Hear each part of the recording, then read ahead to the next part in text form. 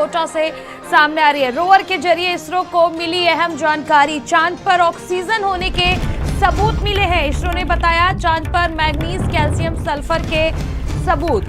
चांद पर हाइड्रोजन की खोज जारी। चांद पर कई खनिज होने के सबूत मिले हैं।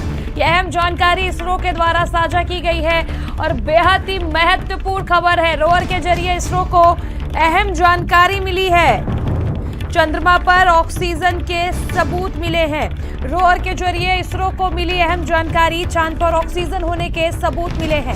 चांद पर मैग्नीज, कैल्शियम, सल्फर के सबूत। चांद पर हाइड्रोजन की खोज जारी।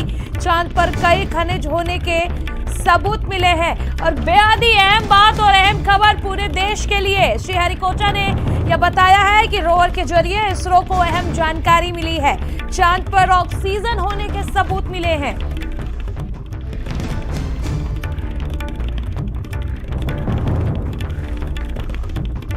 और हमारे साथ योगेश्वर नाथ मिश्रा जी जुड़ चुके हैं, स्पेस साइंटिस्ट हैं।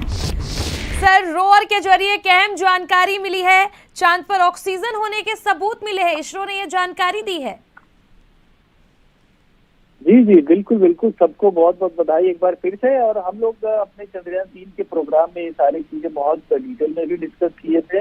और देखिए, जो रोवर है उसका काम यही था कि 2 इंस्ट्रूमेंट उस पे लगे थे, APXS और जो ये था क्या बोलते हैं, lift, laser induced breakdown spectroscopy. इनका काम ही यही था कि जो वहाँ पे खनिज है, चाहे वो टाइटेनियम हो गया, मैग्नीशियम हो गया, आयरन हो गया, उनको खोज करना। और यही सारी चीजें हमें मिल रही हैं।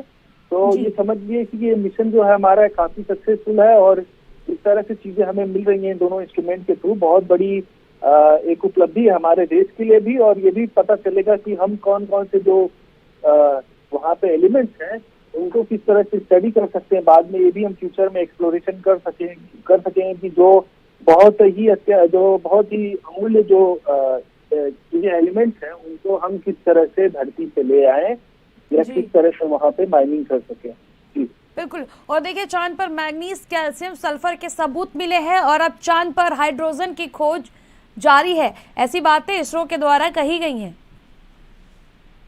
जी जी, बिल्कुल। हाइड्रोजन जो है, जैसे हमने कहा है कि ऑक्सीजन मिल ही गया है और अगर हाइड्रोजन मिल जाता है तो इसका मतलब है कि वहाँ पे पानी है। और हाइड्रोजन मिलने से ये होगा कि हाइड्रोजन को बाद में हम एज ए ईंधन यूज कर सकते हैं जब हम कोई भी अपना वहाँ पे एक बेस बनाएंगे, मून पे बेस बनाएंगे और दूसरे ग्रहों पे जाने के लिए। ये बहुत फ्यूचर की बात है, लेकिन जो इसरो का है, जो ये लक्ष्य है, वो बहुत ही दूरगामी है। तो इस तरह से सोच के एक सारी चीजें की गई हैं। अगर हाइड्रोजन भी मिल जाता है तो बहुत बड़ी उपलब्धि होगी, बहुत बड़ी खोज होगी।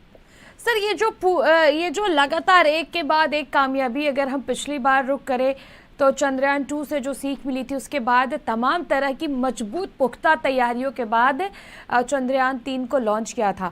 और ऐसे में लगातार एक के बाद एक कामयाबी। सबसे अहम और सबसे इम्तहान भरी घड़ी वो थी जब लैंडिंग की बारी आई थी। लैंडिंग के बाद अब तमाम तरह की उपलब्धियां हासिल हो रही हैं।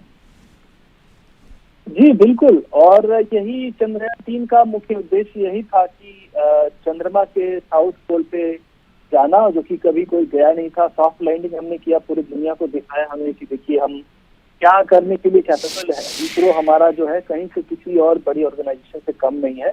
और उसके बाद जो रोवर का काम था, लैंडर का काम था, रोवर ने अपना इन सिटू मेजरमेंट किया है, वहां पे जाके उसको मेजरमेंट लेना था, जिसमें कि मैंने पहले ही बताया कि अल्फा पार्टिकल एक्सरे स्पेक्ट्रोमीटर है, वो क्या करेगा कि मेजर करेगा बहुत सारे जो केमिकल्स हैं, चाहे जो एलिमेंट्स हैं, उनको मेजर करेगा। वो सारी चीजें अब कर रहा है।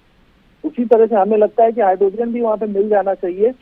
हाँ, और अगर पानी भी का कंफर्मेशन आ जाता है तो ये बहुत बड़ी उपलब्धि होगी हमारे लिए। और जी बिल्कुल बिल्कुल योगेश्वर जी, ये अहम एक तरह से कहा जाए तो जानकारी उपलब्धि और आपका बहुत बहुत शुक्रिया तमाम जानकारी के लिए। और वही मोदी सरकार ने रक्षाबंधन पर देशवासियों का बड़ा तोहफा दिया है।